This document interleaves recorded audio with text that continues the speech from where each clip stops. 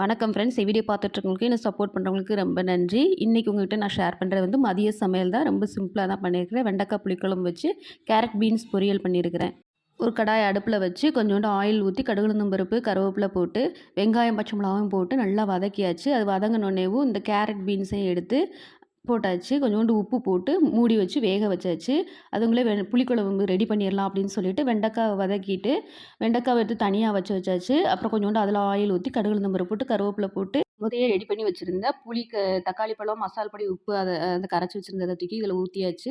இது ஒரு கொதி கொதிச்சோடனேவும் வெண்டைக்காய் தூக்கி போட்டுடலாம் அப்படின்னு சொல்லிட்டு ஒரு கொதி கொதிச்சோடனே வெண்டைக்காயும் தூக்கி போட்டாச்சு. அப்புறம் தேங்காய் வெங்காயம் போய் அரைச்சிட்டு வந்துடலாம்னு சொல்லிட்டு அதையும் அரைச்சி இது கொதிச்சதுக்கப்புறம் அதையுமே இதோட மிக்ஸ் பண்ணி நல்லா குழம்பு ரெடி ஆயிடுச்சு. இன்றைக்கான வீடியோ இவ்வளோதான் ஃப்ரெண்ட்ஸ். என் வீடியோ பிடிச்சிருந்தா சப்ஸ்கிரைப் பண்ணி லைக் பண்ணி ஷேர் பண்ணி கமெண்ட் பண்ணுங்கள். ஏதாவது நிறைகள் குறைகள் இருந்தால் கமெண்ட்டில் சொல்லுங்கள் ஃப்ரெண்ட்ஸ். பாய். தேங்க்ஸ் ஃபார் வாட்சிங்.